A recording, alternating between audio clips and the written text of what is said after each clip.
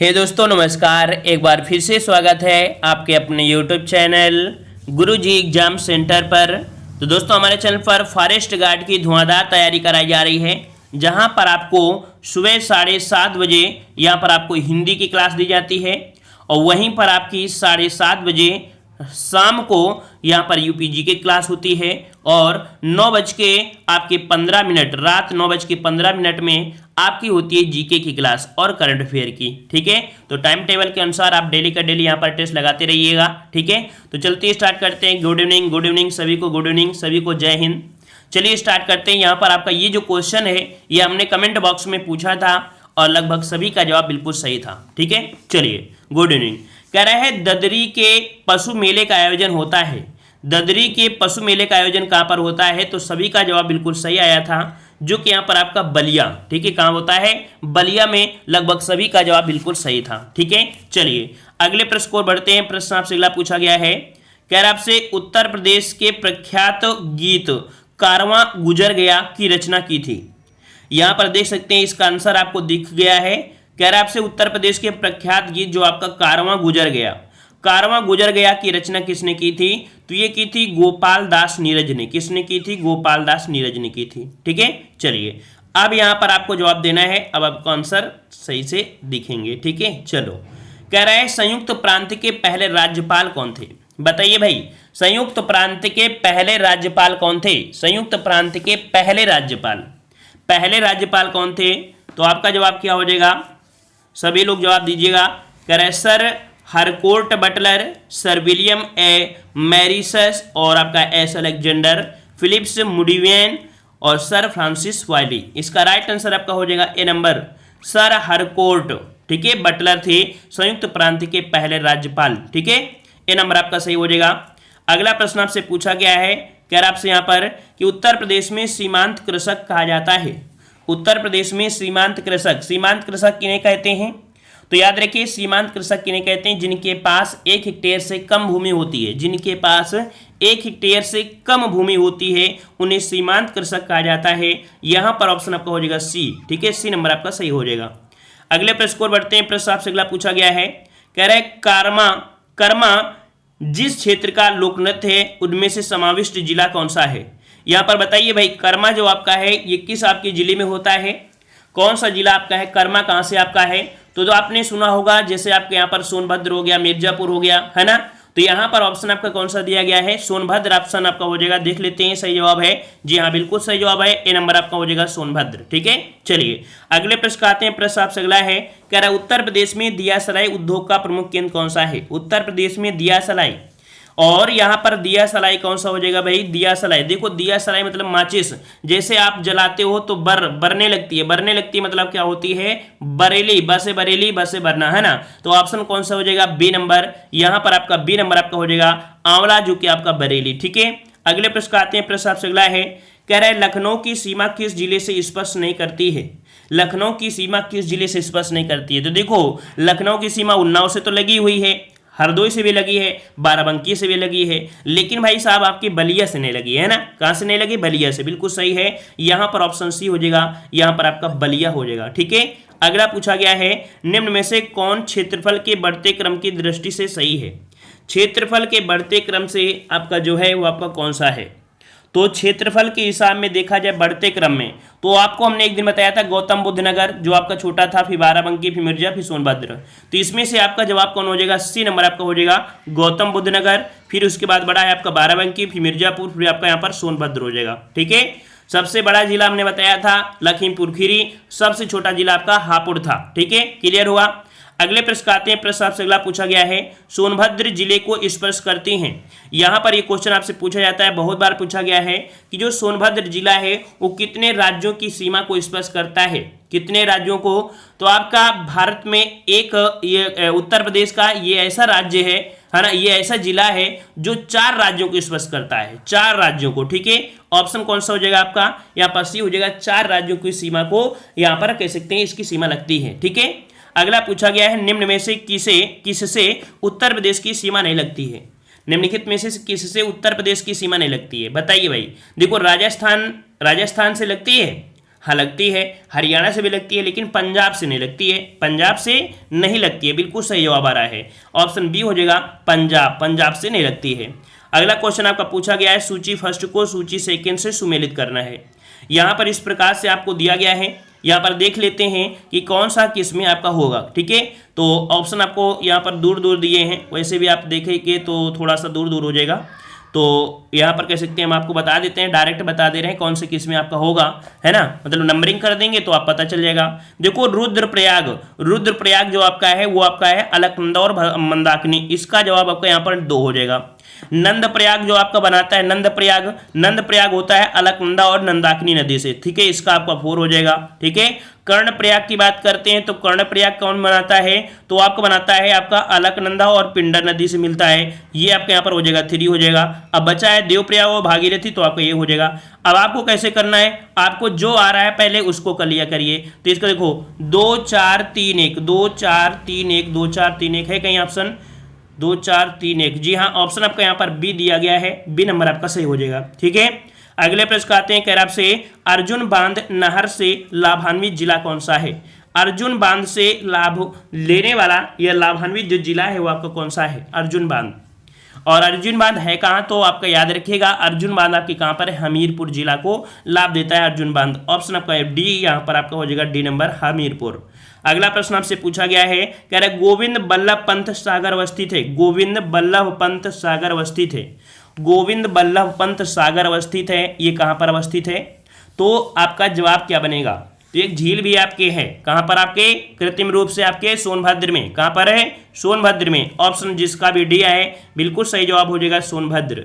अगला पूछा गया है, उत्तर प्रदेश में सबसे ऊंचा बांध कौन सा है, उत्तर प्रदेश में सबसे ऊंचा बांध कौन सा है, तो सबसे ऊंचा बांध कौन सा है, माता टीला, मेजा, रिहंद या रामगंगा। बिल्कुल सही जवाब है, काफी लोगों का आ चुका है, ऑप्शन डी यहाँ पर आपका रामगंगा हो जाएगा, रामगंगा हो जाएगा। ठीक है, अगले प्रश्न को बढ़ते हैं। प्रश्न आपसे अगला पूछा गया है, कह रहा है निम्नलिखित में से किस दलहन फसल का क्षेत्र उत्तर प्रदेश में सर्वाधिक है। कौन सी दलहन फसल है जो आपकी उत्तर प्रदेश में सर्वाधिक, उत्तर प्रदेश में। तो देखो आपका मूंग दिया है, अरहर दिया है, मटर दिया है और आपका चना दिया है। ठीक है, तो इनमें से आपका जवाब हो जाएगा कौन सा, ऑप्शन डी आपका चना हो जाएगा। ठीक है, क्या हो जाएगा आपका, चना हो जाएगा, चना। अगला पूछा गया है, आंवले का सर्वाधिक उत्पादन करने वाला जिला कौन सा है।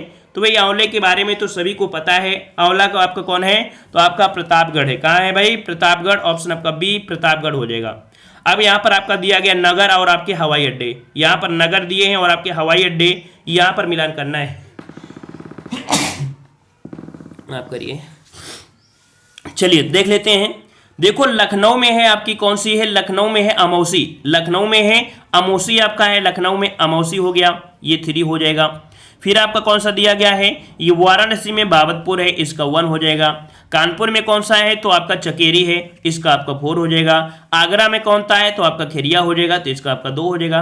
तो 3 1 4 2, 3 1 4 2 कोई ऑप्शन है, 3 1 4 2, 3 1 4 2, 3 1 4 2, जी हाँ, ऑप्शन आपके सामने मिल चुका है, ऑप्शन आपका डी सही हो जाएगा। ठीक है, चलिए अगला पूछा गया है, 2011 की जनगणना के अनुसार प्रदेश में पुरुष साक्षरता दर कितनी थी। 2011 के अनुसार आपकी पुरुष साक्षरता दर जो थी वो आपकी कितनी थी, तो याद रखिए पुरुष जो आपकी थी वो आपकी कितनी थी, 77.3। ठीक है, 77 वाला ऑप्शन आपका सही हो जाएगा, जो कि ऑप्शन आपका हो जाएगा बी नंबर। ठीक है, बी नंबर आपका यहाँ पर सही हो जाएगा। अगला आपसे यहाँ पर पूछा गया है, संत कवि मलूक दास थे, संत कवि मलूक दास जो थे, ये मलूक दास जो थे ये कहाँ से संबंधित थे। संत कवि मलूक दास ये आपके थे कड़ा, कड़ा कहाँ, कौशाम्बी, कड़ा कहाँ, कौशाम्बी। तो ऑप्शन आपका हो जाएगा कौन सा, यहाँ पर आपका सी राइट हो जाएगा, कौशाम्बी कड़ा। अगला है महोदया किसका पुराना नाम है, महोदया किसका पुराना नाम है, महोदया किसका पुराना नाम है, 79। तो महोदया याद रखिए, महोदया कन्नौज को इत्रनगरी कन्नौज, ठीक है, कन्नौज में, और आपका कह सकते हैं कन्नौज में तो आपको कई चीज़ें आपके हुए हैं, है ना, ऑप्शन यहाँ पर आपका सही हो जाएगा कन्नौज। अगला क्वेश्चन दिया गया है, लॉर्ड कॉर्नवालिस की कब्र स्थित है, लॉर्ड कॉर्नवालिस की जो कब्र है, लॉर्ड कॉर्नवालिस की जो कब्र है वो आपकी कहाँ पर है, तो लॉर्ड कॉर्नवालिस की जो कब्र है वो आपकी कहाँ पर है, तो आपका गाजीपुर दिया है, बलिया दिया है, वाराणसी दिया है, गोरखपुर। तो यहाँ पर देखो लॉर्ड कॉर्नवालिस की कब्र आपकी कहाँ पर है, तो आपकी गाजीपुर में है। ऑप्शन कौन सा हो जाएगा आपका, ए हो जाएगा, आपकी गाजीपुर में है, गाजीपुर में। ठीक है ना, क्लियर है। और आपसे अगला पूछा गया है, किस कारागार में पंडित राम प्रसाद बिस्मिल को फांसी दी गई थी? किस कारागार में पंडित राम प्रसाद बिस्मिल को फांसी दी गई थी? तो पंडित राम प्रसाद बिस्मिल को फांसी दी गई थी कहाँ पर, तो आपकी गोरखपुर में। कहाँ पर दी गई थी? गोरखपुर में। ऑप्शन आपका सी हो जाएगा, गोरखपुर हो जाएगा। अगला है, उत्तर प्रदेश सरकार की आय का सबसे बड़ा भाग जो आता है किससे आता है? उत्तर प्रदेश सरकार की आय का सबसे बड़ा भाग होता है व्यापार से। किससे होता है? व्यापार से होता है। व्यापार जो कि दिया गया है ऑप्शन आपका सी, यहाँ पर व्यापार का हो जाएगा सी नंबर। अगला क्वेश्चन है, उत्तर प्रदेश खादी ग्रामोद्योग बोर्ड की स्थापना हुई। उत्तर प्रदेश खादी ग्रामोद्योग बोर्ड की स्थापना हुई तो कब हुई थी? यहाँ पर कब हुई थी? इसको भी हमने बताया। देखो लगभग सभी प्रश्न हमने आपको बताया है, जो कि ऑप्शन बी हो जाएगा। ये आपके थी कब? तो आपके 1960 में हुई थी। ठीक है, 1960 में हुई थी उत्तर प्रदेश खादी ग्रामोद्योग बोर्ड की स्थापना। ऑप्शन बी हो जाएगा। अगला क्वेश्चन आपका दिया है कि उत्तर प्रदेश औद्योगिक विकास निगम स्थापित है। उत्तर प्रदेश औद्योगिक विकास निगम स्थापित है कहाँ पर है? उत्तर प्रदेश औद्योगिक विकास निगम, ये है आपके कानपुर में। कहाँ पर है? कानपुर में है। ऑप्शन यहाँ पर आपका ये हो जाएगा, कानपुर हो जाएगा। अगला क्वेश्चन आपका दिया गया है, कह रहा आपसे कि गंगा में सर्वाधिक बीओडी मिलता है। गंगा में सर्वाधिक बीओडी जो मिलता है कहाँ पर मिलता है? तो यहाँ पर आपका जवाब कौन हो जाएगा? तो देखो यहाँ पर जवाब हो जाएगा बीओडी, मतलब क्या होता है ना, कानपुर में फैक्ट्रियाँ बहुत ज़्यादा हैं तो ऑक्सीजन की मात्रा जो होती है वो कम हो जाती है। ठीक है ना, तो यहाँ पर ऑप्शन आपका हो जाएगा ए नंबर, कानपुर और इलाहाबाद के मध्य बीओडी आपका सर्वाधिक मिलता है। अगला क्वेश्चन आपसे पूछा गया है कि प्रदेश के एकमात्र सुदूर संवेदन केंद्र की स्थापना कहाँ की गई है? प्रदेश के एकमात्र सुदूर संवेदन केंद्र की स्थापना कहाँ की गई है? तो कहाँ पर की गई है? ये की गई है आपके ऑप्शन डी, आपके लखनऊ में की गई है। कहाँ पर की गई है? लखनऊ में की गई है। ऑप्शन डी हो जाएगा, लखनऊ। अगला क्वेश्चन आपके सामने आपका आ चुका है, कह रहे हैं कि आर्यभट्ट नक्षत्रशाला स्थित है। आर्यभट्ट नक्षत्रशाला स्थित है, ये कहाँ पर स्थित है? आर्यभट्ट।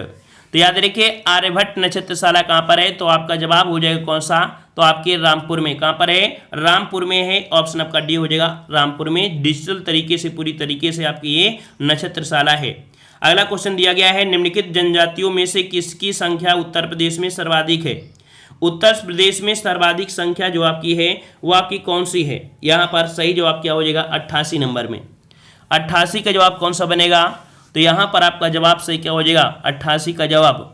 तो देखिए यहाँ पर आपकी उत्तर प्रदेश में जनजातियों की संख्या सर्वाधिक है। आपकी कौन सी दिया है? बनरावत दिया है, थारू दिया है, महारिया दिया है और आपका धुरिया दिया है। तो यहाँ पर ऑप्शन आपका कौन सा? तो भाई बी, यहाँ पर बी दिया है। लेकिन याद रखिए अपडेट हो चुका है, अपडेट आपको हो चुका है। अब यहाँ पर आपकी थारू जनजाति पहले नंबर में आपकी नहीं है। ठीक है ना, लेकिन फिर भी क्या होता है ना कि पुराने क्वेश्चन होते हैं तो उनमें से ऑप्शन यहीं पर आपका दे दिया जाता है। अब वर्तमान में आप चेक करेंगे, आप कहीं भी चेक करिएगा तो आपको थारू जनजाति नहीं दिखेगा। ठीक है ना, तो इस प्रश्न को आपको यहाँ पर कह सकते हैं कि ऐसे रख दीजिएगा, इसका अपडेट आपको टेलीग्राम पे दे देंगे। ठीक है, थारू जनजाति कह सकते हैं कि आपके वर्तमान में अब जनजाति नहीं है ज़्यादा। ठीक है, आप लोग चेक कर लीजिएगा, कोई दिक्कत नहीं है। चलिए, भारतीय वनस्पति शोध संस्थान स्थित है। भारतीय वनस्पति शोध संस्थान स्थित है, तो आपका जवाब भारतीय वनस्पति शोध संस्थान कहाँ पर है? तो वनस्पति जो भी मिलेगा, वनस्पति से, वनस्पति क्या होती है? सुगंधित। तो वनस्पति सुगंधित संस्थान या वनस्पतियों से विष को खत्म किया सकता है तो विष अनुसंधान, ये सब आपके कहाँ पर है? लखनऊ में। कहाँ पर है आपके? लखनऊ में। ऑप्शन डी हो जाएगा, लखनऊ में। अगला है, उत्तर प्रदेश विधानसभा के प्रथम अध्यक्ष कौन थे? उत्तर प्रदेश विधानसभा के प्रथम अध्यक्ष कौन थे? उत्तर प्रदेश विधानसभा के प्रथम अध्यक्ष कौन थे? इस प्रश्न का जवाब आपको कमेंट बॉक्स में कमेंट करना है। ठीक है ना, डेली क्लास आपकी होती है, डेली क्लास आपकी होती है तो आप लोग डेली यहाँ पर 7:30 बजे आप लोग आया करिए, शाम 7:30 बजे। ठीक है, और सुबह 7:30 बजे जो आपकी क्लास होती है, सुबह 7:30 बजे जो क्लास होती है वो आपकी हिंदी की होती है। और आपकी कह सकते हैं रात आपकी 9:15 में जो क्लास होती है वो आपकी जीके जीएस करंट अफेयर की होगी। ठीक है ना, और इस समय भी आपको करंट अफेयर दे देंगे, मतलब 7:30 बजे भी आपको करंट अफेयर की क्लास ही करा देंगे, ऐसा कोई दिक्कत नहीं है। ठीक है, जिस दिन यूपी जी के नहीं होगी उसको करा सकते हैं, वैसे आपका ये नियम निर्धारित है, इसी के अकॉर्डिंग आपकी क्लासें चलेंगी। ठीक है, जब कभी अगर जरूरत हो गई तो हम इसे करा सकते हैं ज़्यादा से ज़्यादा क्लासें करंट अफेयर की। ठीक है ना, पसंद आया है तो वीडियो को लाइक भी करिएगा, चैनल को सब्सक्राइब करिएगा और हमारे टेलीग्राम से जुड़िए, जहाँ पर आपको क्विज भी कराई जाती है, PDF भी दी जाती है। ठीक है, आप लोग यहाँ पर नीचे कमेंट बॉक्स में कह सकते हैं, क्लिक करके आप जा सकते हैं, या आप लोग सर्च करिएगा टेलीग्राम में गुरुजी एग्जाम सेंटर। ठीक है, गुरुजी एग्जाम सेंटर के सर्च करिएगा तो भी आपको यहाँ पर कह सकते हैं टेलीग्राम से जुड़ सकते हैं। ठीक है, वहाँ पर आपको क्विज होती है, डेली का डेली आपको होते हैं, और साथ में आप यहाँ पर PDF वगैरह और भी आपकी जो भी जानकारी होती है सभी आपको मिल जाती है, तो इससे आप जुड़ जाइएगा। ठीक है, मिलते हैं नए वीडियो के साथ। सभी को जय हिंद, सभी को वंदे मातरम, सभी को राधे राधे, सभी को राधे राधे। सभी लोग वीडियो को लाइक भी करेंगे, अगर पसंद आता है तो लाइक जरूर करता है, ये आपका बनता है फर्ज की पसंद आया है तो लाइक, है ना। चलिए, धन्यवाद।